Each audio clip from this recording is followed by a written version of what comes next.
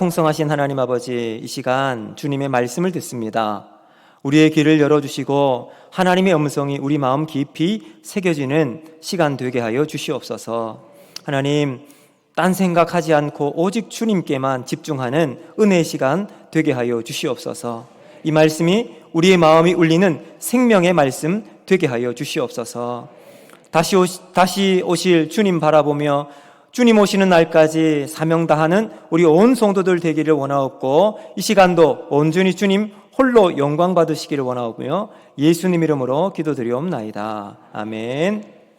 오늘 본문 말씀을 중심으로 복음의 시작 이런 제목으로 하나님 말씀 전하겠습니다. 우리 옆에 분에게 이렇게 한번 인사하겠습니다. 사랑합니다. 축복합니다.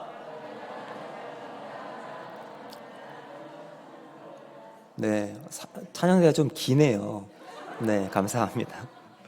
네, 자, 여러분, 제가 책을 하나를 봤는데 원싱이라는 제목입니다. 그 책에 서문에 이렇게 되어 있어요. 한번 보여주실까요? 제가 사진을 찍었는데 잘 보이시나요? 저기 글자가 이렇게 되어 있어요. 두 마리의 토끼를 쫓으면 해서 점점점 이렇게 되어 있어요. 그리고 밑에 줄 두 개가 있죠. 저게 아무리 봐도 토끼의 발자국 같아요. 토끼의 발자국이 두 줄로 쭉 가고 있습니다. 그리고 나서 그 다음 페이지는 사실은 제가 올리진 않았지만 뭐라고 되어 있을까? 점점점 다음에 두 마리의 토끼를 쫓으면 네? 한 마리만 잡는다? 두 마리 다 놓친다. 이렇게 되어 있어요. 그리고 거기 다음 페이지에 넘어가면 아까 나와 있던 토끼의 발자국이 X자로 크로스가 되면서 점점 사이가 벌어지더라고요. 요즘 베스트셀러인 원띵. 이 원띵은 보니까 2013년도에 나왔는데 꾸준하게 이제 많이 사람들이 읽고 있는 책이었습니다. 복잡한 세상을 단순함으로 이길 수 있는 힘이 어디 있는가? 바로 하나에 집중하라. 이런 아주 단순하고도 명쾌한 주제로 이루어져 있는 책입니다. 서론만 봐도 읽고 싶은 책이 있는가 하면 무슨 말인지 도통 알지 못하는 아주 복잡한 내용으로 서론이 구성되어 있는 책이 있어요. 사실 그런 책은 잘 읽히지가 않습니다. 그만큼 시작은 중요합니다. 오늘 말씀은 마가복음의 장엄한 복음 스토리의 첫 페이지를 여는 부분입니다. 1절 말씀 다시 한번 보시면 하나님의 아들 예수 그리스도 복음의 시작이라. 아멘. 어떻게 보면 아주 평범한 말씀이죠. 우리가 성경을 쭉 보면 가장 많이 들을 수 있는 단어들이 쭉 나와 있어요. 하나님, 아들, 예수, 그리스도, 복음. 어디를 내놔도 그냥 흔하게 우리가 들을 수 있는 평범한 문장들로 나열되어 있는 것 같습니다. 그런데 이 사복음서 마태, 마가, 누가, 요한 복음 중에서 가장 먼저 쓰여진 성경이 바로 마가복음입니다. 복음서라고 하는 독특한 장르를 열었던 장본이 누구냐? 바로 마가입니다. 근데 마가복음이 전체 661절이 있거든요. 그 중에서 마태복음은 600절 이상을 마가복음에서 인용을 합니다. 그리고 누가복음도 300절 이상을 여러분 이제 인용을 하고 있어요. 그래서 오늘 이 마가복음이 그만큼 복음서를 열면서 다른 복음서에게도 큰 영향을 주었던 성경입니다. 바로 마가복음의 그 장엄하고 위대한 복음의 시작을 알리면서 오늘 본문이 시작하고 있습니다. 저는 오늘 이 말씀을 통해서 우리에게 어떤 위대한 복음의 시작을 열어주실지 함께 말씀을 통해서 은혜를 나누고자 합니다. 오늘 우리가 복음의 시작을 열기 위해선 어떻게 해야 되는가? 첫 번째, 복음의 환경이 중요하다라는 사실입니다. 흔히 탁월한 문학을 이해하기 위해서는 그 작가가 누구인지 살펴보면 훨씬 깊고 아주 풍성하게 알 수가 있습니다. 마가복음은 누가 썼다고 그랬죠? 마가가 썼습니다. 그래서 마가를 우리가 잘 살펴보면 마가의 시각과 생각을 우리에게 가지게 될 때 이 마가복음이 훨씬 더 풍성하게 느껴질 수가 있을 겁니다. 마가는 요한이라고도 해요. 그래서 합해서 마가 요한 이렇게 부르기도 합니다. 사실 그의 아버지는 누군지 알려지진 않지만 그의 어머니는 상당한 재력가로 알려져 있어요. 사도행전 2장 1절을 보면 우리가 잘 알고 있는 오순절 날이 이름에 그들이 다 같이 한 곳에 모였더니 라고 이야기하죠. 오순절 성령의 역사가 일어난 그곳이 바로 어디였냐면 마가 요한이 살았던 집이었습니다. 그러니까 그때 모인 사람이 120명. 한 자리에 120명이 들어가려고 하면 얼마나 큰 장소여야 할까요? 그것만 보더라도 이 마가 요한이 살고 있는 집은 상당한 대저택을 소유하고 있는 그런 큰 재력가임을 우리가 알 수가 있습니다. 여러분, 그래서 예루살렘의 초대교회가 시작이 됩니다. 시작이 될 때 그 역사적인 장소가 바로 마가의 집에서 시작이 되었습니다. 흔히들 우리가 금수저라는 말을 하죠. 금수저는 다른 사람보다 출발이 다른 사람, 부모의 든든한 후원과 또 여러 가지 좋은 배경을 가지고 남들보다 선두에서 앞장서서 출발하는 사람을 우리가 금수저라고 말하는데, 사실은 마가 요한을 보면 믿음의 금수저, 신앙의 금수저라고 말할 수가 있어요.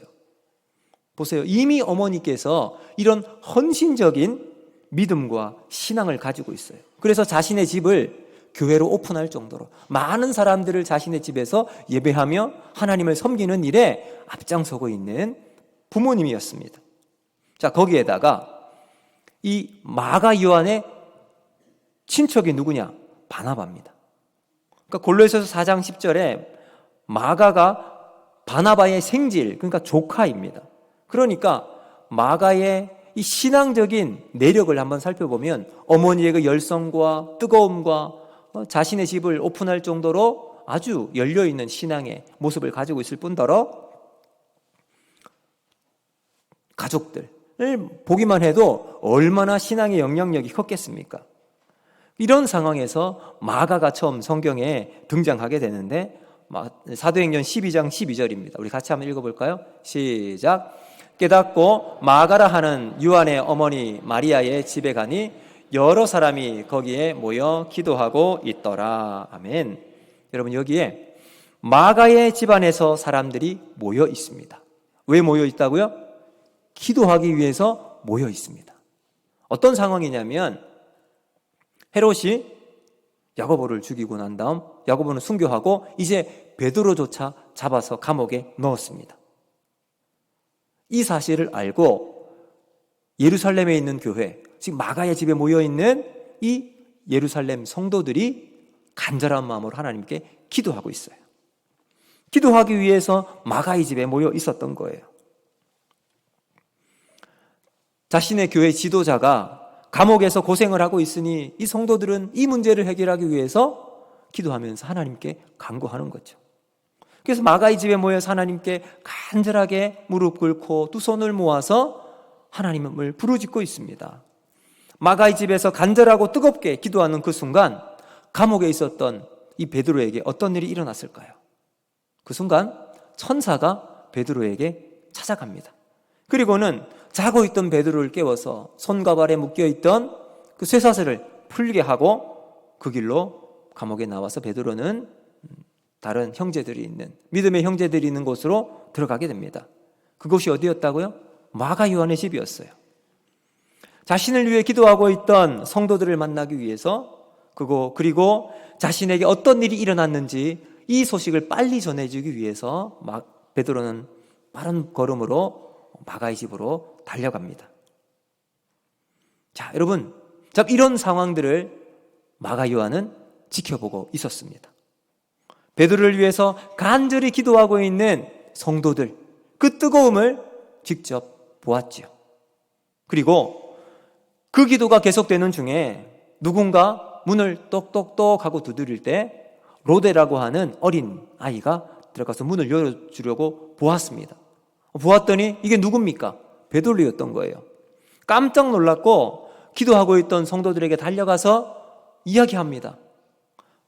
선생님, 지금 밖에 베드로가 와 있습니다. 이 이야기를 들은 여러 사도들을 비롯한 제자들이 도저히 믿을 수가 없었어요. 그러나 정문을 열고 밖에 있던 베드로를 맞이하게 될 때 비로소 베드로가 오게 되었음을 확신하게 되었습니다. 여러분, 이 모든 상황을 마가가 직접 눈으로 보고 있었어요.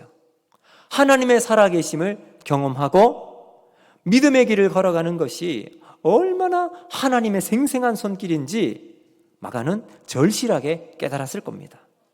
그럼 이와 같이 믿음의 환경은 우리에게 너무나도 중요합니다.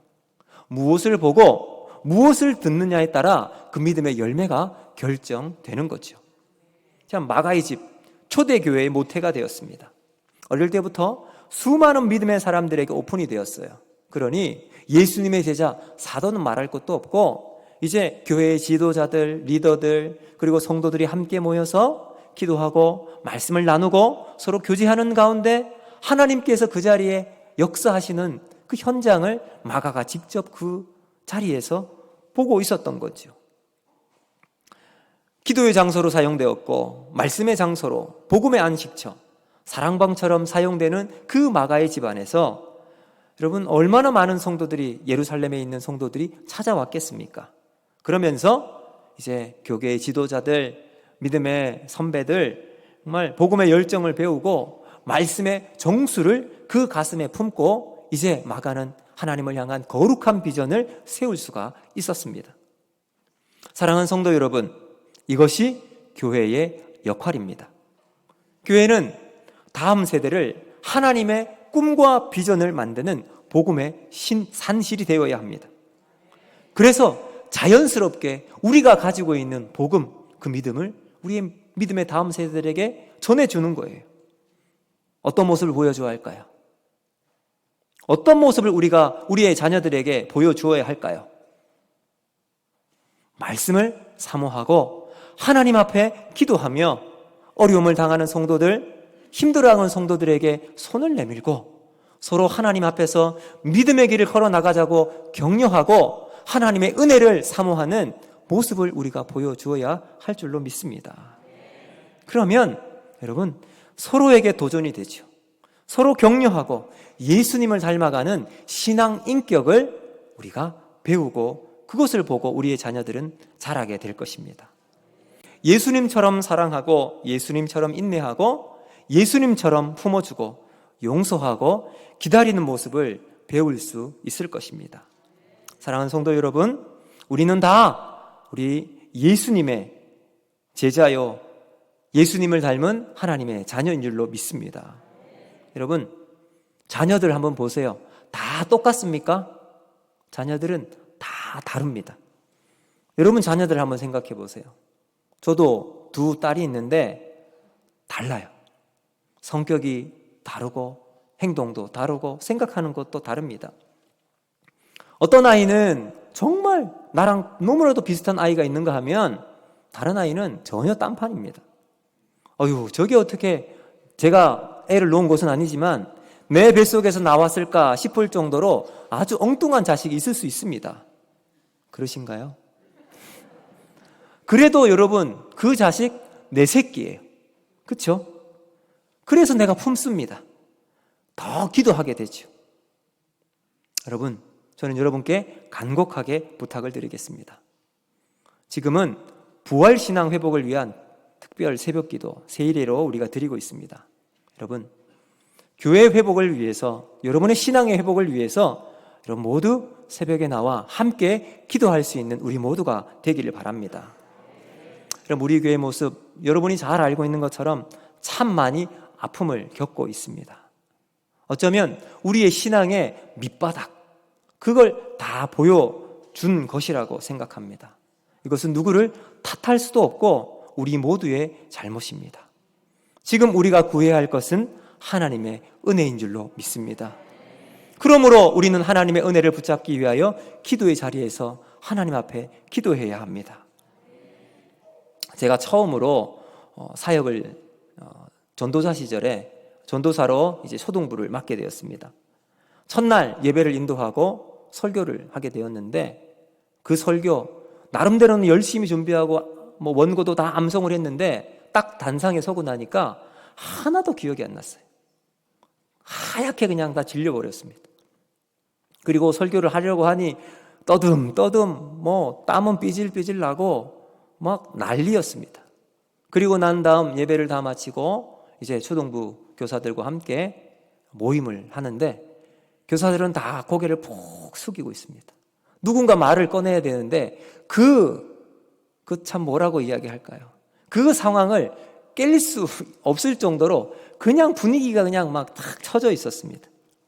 그때 바로 직전 부장 집사님이었던 분이 이렇게 말씀을 하시더라고요. 저를 보면서 전도사님 이제 올라갈 일만 남았습니다. 여기서 아멘을 하는 건 네, 여러분 그리고 난 다음 제가 무엇을 했을까요? 제가 기도했습니다. 주일 오전 예배 9시 시작을 했는데 7시에 교회에 들어가서 제가 있는 초등부실에 가서 강단에서 하나님께 기도했어요. 하나님 부족합니다. 연약합니다. 지난주 제 설교 보셨잖아요. 아이들 반응 보셨잖아요. 선생님들 걱정투성일 겁니다. 하나님 저를 사용해 주십시오.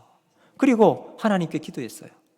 그랬더니 하나님께서 정말 부장 집사님 말씀처럼 조금씩 올라가게 하시더라고요. 여러분 그것이 하나님의 은혜인 줄로 믿습니다.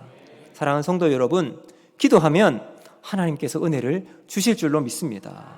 그 은혜가 교회를 다시 회복시키고 우리 성도들의 마음을 녹여주실 줄로 믿습니다. 여러분 그래서 우리 교회가 다시 영적인 상승 곡선을 그려서 우리 가운데 있는 아픔과 마음의 상처가 치유되고 회복되어서 가고 싶은 교회, 머무르고 싶은 교회, 은혜가 넘치는 교회가 되기를 주님의 이름으로 축복합니다. 이제 두 번째, 우리가 어떻게 믿음으로, 복음으로 다시 시작할 수 있는가? 믿음의 멘토와의 만남이 중요하다라는 사실입니다. 이런 좋은 믿음의 환경에 있었던 마가에게도 사실은 시련이 있었습니다. 바울과 바나바가 안디옥에서 파송을 받아서 1차 전도 여행을 떠나게 되었습니다. 이때 함께 동행했던 사람이 마가였어요. 그러니까 마가는 바울과 바나바로부터 차세대 지도자, 이 마가를 잘 키우면 아주 믿음으로 잘 자랄 수 있겠구나, 이렇게 인정받은 신실한 믿음의 인물이었습니다. 이제 마가는 그 속에서 의욕적으로 시작하는 전도 여행을 기대하고 출발을 했을 거예요. 그런데 전도 여행을 가는 도중에 마가는 중도 포기하고 집으로 돌아가 버리고 말았습니다. 사도행전 13장 13절을 한번 보실까요? 자, 같이 한번 읽습니다. 시작.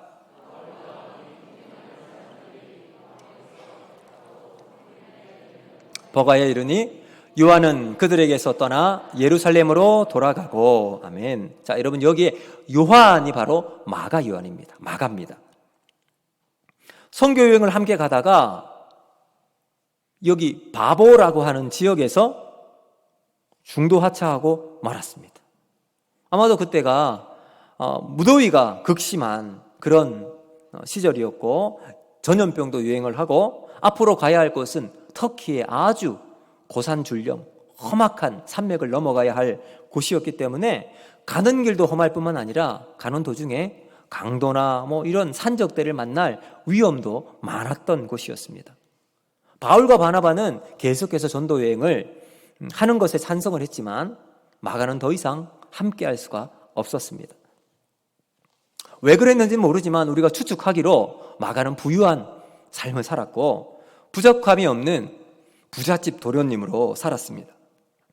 그래서 이런 어려운 환경에 처해 본 것도 뭐 자기에게는 아마 처음이었을 텐데 그래서 적응하기가 너무나도 힘들었으리라 많은 학자들이 이야기를 합니다. 결국 마가는 이들과 함께 동행하지 못하고 쓸쓸하게 혼자서 예루살렘으로 터벅터벅 돌아갈 수밖에 없었습니다. 여러분, 생각하는 것은 실제 현실과 너무나도 다릅니다.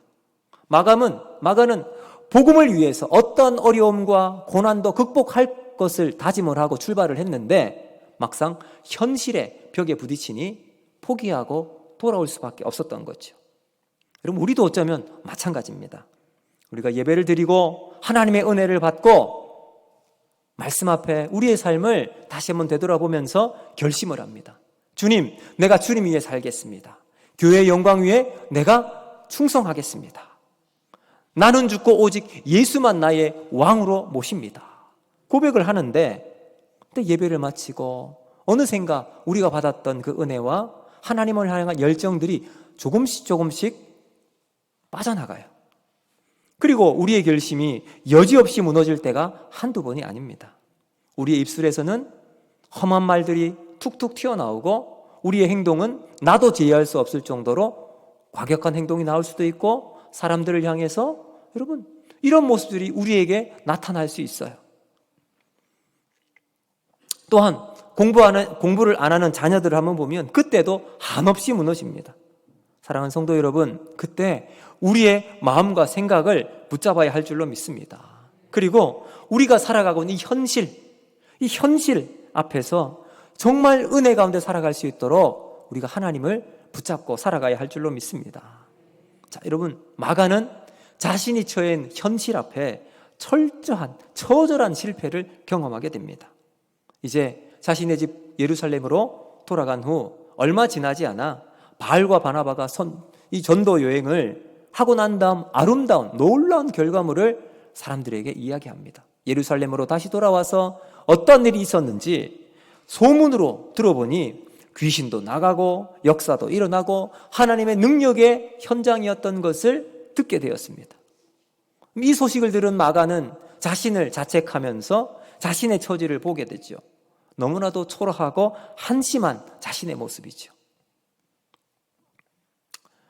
이대로 살아갈 수 없다 결심을 했을 거예요. 그리고 다시 한번 다짐합니다. 만약 다시 한번 나에게 이런 기회가 주어지게 된다면 이번에는 내가 정말 충성하면서 이 일을 감당하리라. 포기하지 않고 반드시 이 일을 내가 성공하리라 굳게 결심을 했을 겁니다. 그런데 정말로 바울과 바나바가 2차 전도 여행을 떠난다는 거예요. 그 준비하는 소식을 듣고 함께 동참하겠노라고 부탁을 합니다. 그런데 바울은 단호하게 거절합니다. 중대한 사명을 가지고서도 그렇게 실패하고 돌아가 버린 마가 함께 할 수 없다. 그런데 바나바는 그렇지가 않았어요. 그래도 다시 한 번 더 마가에게 기회를 주자. 이렇게 이야기를 했습니다. 결국 이 일 때문에 바울과 바나바는 서로 다툼이 일어났고요. 각자 다른 지역으로 전도여행을 떠나게 됩니다. 그래서 바울은 실라를 데리고 가고요. 바나바는 마가를 데리고 전도여행을 떠나게 됩니다. 환상의 팀워크를 가지고 있었던 바울과 바나바. 하나님께서 바나바의 멘토로, 바울의 멘토로 바나바를 세워서 참 훌륭한 선교의 선구자요, 또 복음의 증인이었던 바울을 세웠던 바나바와 바울의 관계가 바로 이 마가 때문에 깨지게 된 거예요. 물론 마가는 바나바와 함께 전도여행을 떠났지만 바울과 바나바가 결별했다는 이 마음의 짐에서는 벗어날 수가 없었을 겁니다. 자, 이후 마가는 사도행전 속에선 찾아볼 수가 없습니다. 성경은 마가의 모습을 한참 시간이 지난 후 다시 보여주는데 디모데후서 4장에서 나타납니다. 디모데후서 4장 9절부터 11절 말씀인데요. 우리 같이 한번 읽어보겠습니다. 시작. 속히 내게 오라. 데마는 이 세상을 사랑하여 나를 버리고 데살로니가로 갔고 그레스게는 갈라디아로 디도는 달마디아로 갔고 누가만 나와 함께 있느니라. 내가 올 때에 여러분 놀랍지 않습니까? 디모데후서는 이제 바울의 노년 시절을 기록하고 있습니다. 이 디모데후서를 쓰고서 바울은 이제 순교를 당하게 되지요. 바울의 마지막 서신 디모데서 노년에 이제 사역을 모든 정리하는 바울이 사람들을 초청해요. 디모데야 네가 올 때 이런 사람들을 데리고 와라. 근데 여기에 누가 있습니까? 마가를 데리고 오라고 요청하고 있습니다. 자신과 함께 할 수 없었다고 단호하게 거절했던 마가였습니다. 바울의 멘토였던 바나바와 결별할 정도로 치를 떨었던 인물이 마가였습니다. 그런데 그를 데리고 오라. 심지어 뭐라고 이야기하죠? 그는 나의 일에 유익한 자니라. 이런 표현까지 서스럼없이 하고 있습니다. 과연 이 마가에게 그 사이 어떤 일이 있었던 것일까요? 왜 바울은 마가에 대한 평가가 이렇게 180도로 바뀌게 되었을까요? 여러분, 그 이유를 우리는 베드로에게서 찾을 수가 있는데요. 베드로전서 5장 12절과 13절 말씀입니다. 우리 같이 한번 읽어보겠습니다. 시작. 신실한 형제로 하는 실루아노로 말미암아 너희에게 간단히 써서 권하고 이것이 하나님의 참된 은혜임을 증언하노니 너희는 이 은혜에 굳게 서라. 택하심을 함께 받은 바벨론에 있는 교회가 너희에게 문안하고 내 아들 마가도 그리하느니라. 아멘. 자, 여러분, 성경에서 자취를 감춰버렸던 이 마가가 지금 누구와 함께 있습니까? 베드로와 함께 있어요. 여러분, 베드로가 누굽니까? 예수님의 제자. 3년을 함께 예수님과 다니며 누구보다도 앞장서서 예수님을 변호하고 예수님의 사역을 담당했던 베드로입니다. 그 베드로가 예수님께서 십자가를 지시는 그날, 예수님께서 네가 닭 울기 전 3번 나를 부인하리라, 이렇게 말씀했을 때 주님, 그럴 수 없습니다. 저는 끝까지 주님 지키겠습니다. 주님과 함께 하겠습니다. 호언장담했던 장본인이죠. 그런 베드로가 3번이나 예수님을 부인합니다. 그것도 예수님과 전혀 상관없는 사람인 것처럼 마지막 순간에는 마지막 3번째 예수님 부인할 때 예수님과 직접 눈과 눈이 부딪혔어요. 눈과 눈이 마주치는 그 순간, 여러분, 자신의 이 베드로의 심정이 어땠을까요? 온몸에 오싹하면서 여러분 전율이 있지 않았을까요? 예수님을 모른다고 했는데 예수님과 눈이 부딪혔어요. 그때서야 베드로는 자신이 예수님을 부인했던 것을 깨닫게 됩니다. 그리고는 닭이 울었습니다. 그리고는 예수님의 말씀이 생각나게 되었고 통곡하며 그 자리를 떠날 수밖에 없었습니다. 이런 베드로는 한동안 자신을 용서할 수 없었을 거예요. 배신자요, 실패자로 그냥 스스로를 포기한 채 예루살렘을 떠나 고향 갈릴리로 가서 예전에 고국이 낚는 어부로 돌아가게 되었습니다. 여러분, 이 베드로야말로 실패의 전문가 아닌가요? 남들에게는 자랑스러운 예수님의 수제자라고 자랑을 했지만 정작 자신이 예수님을 부인했던 그 3번이나 부인했던 장본인, 도망자요 배신자였기 때문입니다. 그런데 지금 베드로가 마가와 함께 있습니다. 여러분, 이 베드로가 마가를 보았을 때 마가 역시 도망자였어요. 실패자의 오명을 가지고 있습니다. 자기 자신 때문에 이 바울과 바나바의 관계를 찢어놓고 뒤틀리게 했던 장본인입니다. 이런 마가의 심정을 누가 이해할 수 있을까요? 바로 이 마가를 지켜보는 한 사람이 있었는데 그가 바로 베드로였습니다. 베드로의 눈에 들어온 이 마가는 과거 자신의 모습과 너무나도 흡사했습니다. 실패하고 주눅들어 사람들을 만날 수도 없었고 남들의 눈치만 살필 수밖에 없는 자신의 처지, 사람들을 피하게 되고 영혼의 깊은 동굴 속에 들어가서 혼자만 살아가고 있었던 마가, 바로 그 마가는 베드로의 과거의 자신의 모습이었습니다. 이런 마가를 베드로는 자신의 영적인 아들로 받아들이고 있습니다. 그리고는 마가에게 하나씩 말씀을 전했겠죠. 마가야, 너 나랑 같이 있지 않을래? 부끄럽니? 실패했니? 나는 예전에 어땠는 줄 아니? 이러면서 베드로가 자신의 이야기를 하나씩 풀어줍니다. 그리고 예수님의 말씀으로 기도하면서 회복시켜주고 다시 일으켜 서도록 지지하고 격려해 주었습니다. 만약 베드로가 아닌 다른 사람이 마가에게 다가갔다면 마가는 쉽게 마음을 열 수 없었을 겁니다. 왜냐하면 자신의 이 마음을 이해하지 못한다고 생각할 수 있었기 때문입니다. 같은 아픔과 상처를 가진 사람이 전해주는 위로는 다릅니다. 많은 말로 위로하지 않아도 그저 손을 꼭 잡아주는 것만으로도 위로의 강도가 달라집니다. 베드로가 마가에게 전하는 그 한마디 한마디는 달랐습니다. 베드로와 함께 했던 마가는 베드로와 함께 그 복음의 은혜를 경험하게 되고 영적인 아들이 되었습니다. 그리고 자신의 상태가 완전히 회복이 되고 난 다음 오늘 우리가 읽은 이 마가복음의 저자가 되었습니다. 자, 여러분, 이 마가복음이 또 언제 쓰였느냐 하면 AD 65년 전후예요. 여러분, 바로 65년 바로 전해 64년은요 로마의 대화재가 일어났어요. 로마 대화재의 원인은 의견들이 많이 있겠지만 유력한 설은 네로 황제가 대도시에 방화를 했다고 알려졌습니다. 그가 새로운 로마를 건설하기 위해서 원로원의 반대에도 불구하고 로마에 불을 낸 거예요.